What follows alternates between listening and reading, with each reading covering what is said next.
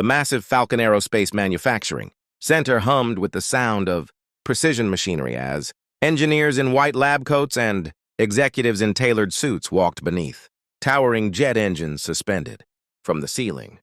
At the center of the facility stood the company's newest achievement, a revolutionary aircraft engine that promised to secure a multi-billion-dollar government contract. Reporters were expected to arrive in just 2 days for the official unveiling. CEO Richard Lawson proudly toured the factory with investors, praising his team of elite engineers for creating what he called the future of aviation. Far from the executive offices, Marcus Johnson, a hardworking black single father, quietly completed his morning maintenance inspection. Wearing a faded orange and navy work jacket, carrying a gray toolbox and a worn duffel bag, Marcus was known throughout the factory as the maintenance guy. Few people realized that years earlier, he had been one of the company's brightest mechanical engineers. After his wife passed away, Marcus left his engineering position to raise his young daughter alone. Unable to commit to demanding executive hours, he accepted a maintenance role so he could spend evenings with his child. He never complained and never revealed that many of the engine's most important design improvements had originally come from his own notebook years before. That morning, disaster struck. During a live systems test, the prototype engine suddenly shut down without warning. Senior engineers rushed around the control room, studying screens filled with flashing warnings, but no one could identify the problem. Marcus quietly glanced at the engine and immediately recognized the unusual vibration pattern. He politely approached a nearby engineer and offered a simple suggestion. Before he could finish speaking, CEO Richard Lawson interrupted him in front of everyone. "Stick to fixing broken pipes and cleaning machines," he said coldly. "Leave engineering to professionals." Several employees looked away in embarrassment. Marcus respectfully nodded and returned to collecting his toolbox. Moments later, the CEO publicly dismissed him, insisting the company needed better engineers, not maintenance workers pretending to be experts. As Marcus slowly walked toward the factory exit, carrying his toolbox, no one realized they had just fired the one man who understood the machine better than anyone else, the man who had quietly helped build it from the very beginning. Marcus quietly picked up his gray toolbox and walked toward the factory exit without arguing. Years of raising his young daughter alone had taught him that dignity was more valuable than winning an argument. Around the control room, several technicians watched in silence. Feeling the CEO had gone too far, Ethan Brooks, the company's youngest aerospace engineer, looked especially uncomfortable. He had secretly studied old design documents during his internship and immediately recognized Marcus's name on several original engineering blueprints. Before he could say anything, Marcus simply smiled politely and said, "Take good care of the machine." Then he disappeared through the factory doors. Only minutes later, alarms suddenly echoed throughout the aerospace facility. The prototype engine entered an emergency shutdown sequence as warning lights flashed across every monitor. Engineers rushed between computer stations, desperately trying to restart the billion-dollar machine. The massive turbine refused to respond. Investors waiting in the executive conference room demanded answers while government inspectors announced they would arrive the following morning instead of 2 days later. CEO Richard Lawson grew increasingly frustrated. "Fix it!" he shouted. "We cannot lose this contract!" Yet no matter how many engineers examined the system, the mysterious failure remained unsolved. As panic spread through the factory, Ethan quietly opened the company's archived engineering files. Buried inside a decade-old project folder, he discovered something astonishing. Every critical innovation that allowed the revolutionary engine to function, including the cooling system, turbine stabilization design, and emergency recovery sequence, had been created by one engineer, Marcus Johnson. Ethan looked up in disbelief. "Sir," he said cautiously, to the CEO, "I think we've made a terrible mistake." Richard frowned. "What are you talking about?" Ethan slowly placed the original blueprints on the conference table. Across the bottom of every page appeared the same signature. Lead Design Engineer, Marcus Johnson. The room fell silent. The CEO stared at the documents, realizing the maintenance worker he had Publicly humiliated wasn't pretending to. Understand the machine? He was the man who had helped create it. The executive conference room fell into complete silence.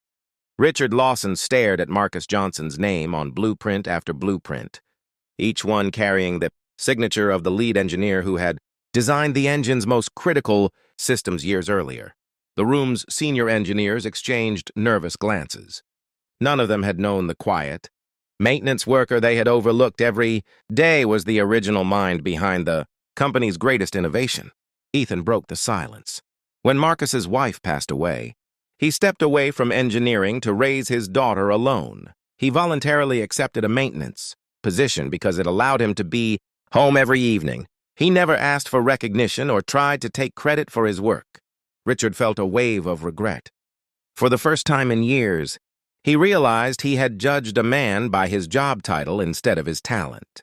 Without wasting another second, he ordered the company car to find Marcus. Across town, Marcus was already picking up his daughter, Maya, from school. She ran into his arms with a bright smile, completely unaware that her father had just lost his job. Marcus smiled back as though nothing had happened. "How about pizza tonight?" he asked. Maya nodded excitedly. At that very moment, a convoy of black company vehicles pulled into the school parking lot. Richard stepped out and slowly approached Marcus. Instead of speaking like a CEO, he stood quietly for a moment before saying, "Marcus, I owe you an apology." Marcus remained calm. "For what?" Richard lowered his eyes. "I fired the man who built our engine because I judged his uniform instead of his ability. The company needs you. But more importantly, I was wrong." Ethan handed Marcus the original blueprints, now carefully framed. Seeing his own signature after so many years brought back memories of long nights spent designing the aircraft while dreaming of a better future for his family. Marcus smiled gently, looked at his daughter, then back at the CEO. "I'll help save the engine," he said, "but only if we remember that every person deserves respect, no matter what job they're doing." Richard nodded immediately. It was a lesson the entire company would never forget. The following morning, Marcus returned to Falcon Aerospace, not as a maintenance worker, but as the engineer who knew the revolutionary engine better than anyone else. The entire factory gathered around the massive prototype as government inspectors, military representatives, and investors watched from the glass control room. Marcus quietly rolled up his sleeves, studied the engine for only a few minutes, and immediately located the hidden fault. During a recent software update, one small stabilization parameter had been accidentally overwritten. It was a tiny mistake that hundreds of engineers had overlooked.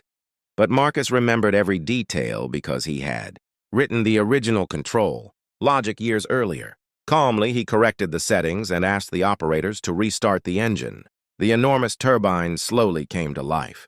Within seconds, the vibration disappeared. The control screens turned green, and the engine reached full power with perfect stability. The entire factory erupted into applause. The government inspectors smiled and announced that the engine had successfully passed every performance requirement. The multi-billion-dollar contract was officially approved. Richard Lawson looked at Marcus with deep respect, realizing that the company's greatest achievement had been saved by the very man he had dismissed the day before. Later that afternoon, Richard gathered every employee in the main assembly hall. Standing beside Marcus, he addressed the entire workforce. "Yesterday, I made the biggest mistake of my career. I judged a man by his job title instead of his character, experience, and talent.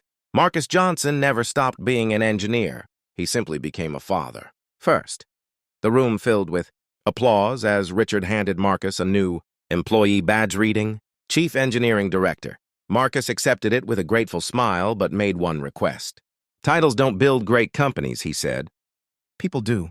Treat every mechanic, cleaner, technician, engineer, and security guard with the same respect, because you never know whose knowledge might save everything." That evening, Marcus left the factory holding Maya's hand as the sun set behind the enormous aerospace facility. He had regained his career without sacrificing the promise he had made to his daughter years before to always put family first. The employees watched him leave with admiration, knowing they had witnessed more than the rescue of a billion-dollar machine. They had witnessed the power of humility, integrity, and quiet excellence. From that day forward, Falcon Aerospace became known not only for building world-class engines, but also for remembering a lesson no one would ever forget.